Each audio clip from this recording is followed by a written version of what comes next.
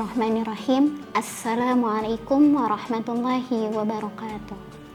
Alhamdulillahilladzi ja'ala ramadhana syahran mubarakan syahran unzila fihi al-Qur'an hudan linnas wa bayyinatin minal huda wal furqan. Asyhadu an la ilaha illallah wahdahu la syarikalah wa asyhadu anna Muhammadan abduhu wa rasuluh la nabiyya wa rasula ba'da. Puji syukur kehadirat Allah yang telah memberikan kita beribu-ribu nikmat, wabil khusus nikmat iman dan Islam. Dan kita masih diberikan nikmat sehat walafiat sehingga masih dapat menjalankan ibadah puasa Ramadan di tahun ini. Salawat serta salam semoga selalu tercurah limpahkan kepada junjungan kita Habibana wa Nabiyana wa Syafi'ina Muhammad sallallahu alaihi wasallam. Sobat Al-Mustari rahimahumullah, nuzulul Quran, yang dimana nuzulul Quran ini pada saat Allah menurunkan Al-Quran terdapat sebuah peristiwa yang sangat merubah sejarah kehidupan manusia, yaitu merubah kehidupan manusia yang tadinya berada dalam kehidupan yang gelap, berada dalam kehidupan yang jahil, yang bodoh, berubah menjadi kehidupan yang penuh cahaya terang benderang. Dari kehidupan yang penuh dengan kemaksiatan, yang penuh dengan kemungkaran, yang penuh dengan kezaliman, yang penuh dengan kerusakan, berubah menjadi kehidupan yang damai, sejahtera, dan bahkan dengan diturunkannya Al-Quran menjadi rahmatan lil alamin. Inilah Al-Quran yang Allah turunkan pada bulan puasa, pada bulan Ramadan. Dan ayat pertama yang Allah turunkan pada peristiwa nuzulul Quran ini adalah Quran surat Al-Alaq ayat 1 sampai dengan ayat 5. A'udzu billahi minasyaitonir rajim. Bismillahirrahmanirrahim.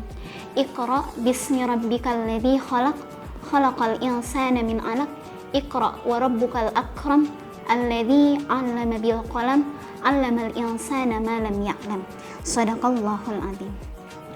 Sobat Al-Mustari rahimahumullah, perlu kita ketahui bahwa ada ulama yang berpendapat menjelaskan bahwa nuzulul Quran atau turunnya Al-Quran ini terjadi pada dua tahapan.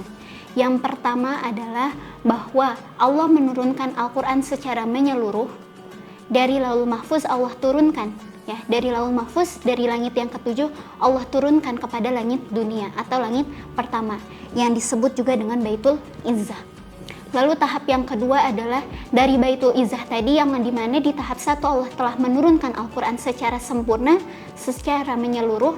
Lalu kemudian di tahap kedua ini dari Baitul Izzah Allah turunkan secara bertahap ayat-ayat daripada Al-Quran ini kepada Rasulullah Sallallahu Alaihi Wasallam. Dan peristiwa turunnya nuzulul Quran, peristiwa turunnya Al-Quran itu adalah Allah turunkan langsung kepada Rasulullah melalui malaikat Jibril ketika Rasulullah Sallallahu Alaihi Wasallam sedang berdiam diri di dalam gua Hira. Tadi Iqra bismi rabbikal ladzi khalaq. Iqra, bacalah, bahwa wahyu pertama yang Allah turunkan itu adalah memerintahkan Nabi Muhammad, memerintahkan kepada umat Nabi Muhammad untuk membaca. Makna dari kata Iqra, membaca dalam wahyu pertama ini adalah bahwa Allah memerintahkan kepada kita, umat Islam, umatnya Nabi Muhammad, untuk senantiasa bisa membaca kitab suci Al-Quran. Karena jangan sampai ketika nanti di hari kiamat kita malu berhadapan dengan Rasulullah karena kita yang mengaku sebagai umatnya, tapi ternyata tidak bisa dan tidak pernah sama sekali membaca ayat suci Al-Quran. Sobat Al-Mustari rahimahumullah, saya ingin ingatkan kepada diri saya sendiri dan juga teman-teman semua bahwa nuzulul Quran, peristiwa nuzulul Quran ini merupakan nikmat, merupakan karunia yang sangat besar yang Allah turunkan kepada kita, kepada manusia melalui malaikat Jibril. Bahwa ketika Allah telah menurunkan Al-Quran, semua kehidupan manusia berubah. Yang tadi telah saya sebutkan bahwa pada awalnya manusia berada dalam kehidupan yang sangat gelap, yang sangat jahiliyah, yang sangat bodoh, yang sangat jauh dari kata kebaikan. Tapi apa? Ketika Allah menurunkan Al-Quran, maka kehidupan manusia berbanding terbalik 180 derajat. Umat manusia menjadi hidup dalam keadaan terang benderang karena adanya ayat-ayat Al-Quran yang secara pelan-pelan menuntun kita berada dalam jalan kebenaran. Dan ada satu hal yang harus kita pahami dalam nuzulul Quran ini adalah bahwa ada perbedaan antara anzalna dengan nazalna. Perbedaannya adalah bahwa anzalna itu bermakna mengenai Allah yang menurunkan Al-Quran secara menyeluruh dari Lauhul Mahfuz kepada Baitul Izzah. Lalu nazalna ini adalah yang Allah turunkan dari Baitul Izzah ini kepada Nabi Muhammad SAW secara satu persatu, sehingga turunlah wahyunya yang pertama dalam Quran surat Al-Alaq tadi ayat 1 sampai dengan ayat 5 yang diawali dengan Iqra, membacalah. Saya tegaskan lagi, mengapa ayat pertamanya itu memerintahkan kita membaca? Karena kata Allah menegaskan bahwa kita umat Nabi Muhammad ini merupakan umat Iqra, umat yang membaca, yang artinya kita sebagai umatnya Nabi Muhammad, sebagai umat Islam harus selalu senantiasa membaca Al-Quran, menghafalkannya. Lalu kemudian apa? Tidak hanya sekadar membacanya, tetapi kita juga bagaimana bisa mengamalkan daripada ayat-ayat yang ada di dalam Al-Quran. Dan kata Allah, barang siapa umat Nabi Muhammad yang senantiasa memegang teguh kepada ajaran-ajaran yang ada di dalam Al-Quran, niscaya hidupnya itu akan Allah jamin, bahkan akan Allah jaminkan selamat dunia dan akhirat. Begitupun sebaliknya, ketika umat Nabi Muhammad itu dia enggan membaca Al-Quran, jauh dari Al-Quran, jauh dari tuntunan-tuntunan yang ada dalam Al-Quran, maka hidupnya itu di dunia dan akhirat akan sengsara.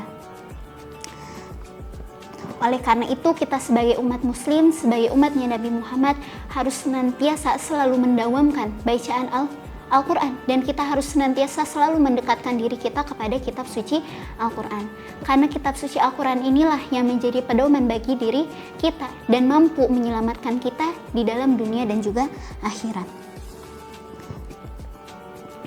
Sebagaimana firman Allah dalam Quran surat Al-Waqiah yang menyebutkan bahwa Al-Quran ini merupakan suatu yang sangat mulia yang Allah turunkan kepada manusia, dan juga memberikan kemuliaan bagi siapa saja yang senantiasa membaca ayat suci Al-Quran. Dan kemuliaan yang diturunkan Al-Quran bagi para pembacanya adalah bahwa dengan Al-Quran ini Allah senantiasa menjamin kehidupan kita, memberikan kemakmuran, memberikan kesejahteraan, memberikan rasa damai. Bahkan Al-Quran juga disebutkan sebagai syifa, sebagai penyembuh bagi segala macam penyakit. Dan yang paling utamanya adalah bahwa Al-Quran ini menjadi petunjuk bagi kita dalam menjalankan kehidupan kita selama di dunia. Oleh karena itu, maka sudah seharusnya kita sebagai umat muslim untuk selalu membaca Al-Quran, terutama di bulan Ramadan ini yang dikatakan bahwa setiap amal kebaikan kita, amal-amal solih kita itu akan dilipat gandakan oleh Allah, sama halnya ketika kita membaca Al-Quran di bulan puasa ini, maka pahala yang kita dapatkan pun akan berlipat-lipat. Oleh karena itu, marilah kita senantiasa selalu menjaga kebaikan kita, mari kita menjaga amal solih kita. Dan inilah kesempatan yang harus kita lakukan sebelum bulan puasa ini berakhir. Dan Rasulullah pun mengatakan bahwa sebaik-baiknya manusia adalah yang sebaik-baik pula mengerjakan amal baiknya. Inilah yang harus kita manfaatkan di bulan Ramadan ini. Memperbanyak bacaan Al-Quran. Dan jangan sampai satu hari pun di antara bulan Ramadan ini kita lewatkan dengan sia-sia. Apalagi melewatkan hari Ramadan itu dengan tanpa membaca Al-Quran satu ayat pun. Ramadan nikmat, Ramadan berkah, Ramadan mulia, apalagi bersama dengan Al-Quran. Wallahu a'lam bishawab. Sekian yang bisa saya sampaikan dalam kultum singkat sore hari ini. Wassalamualaikum warahmatullahi wabarakatuh.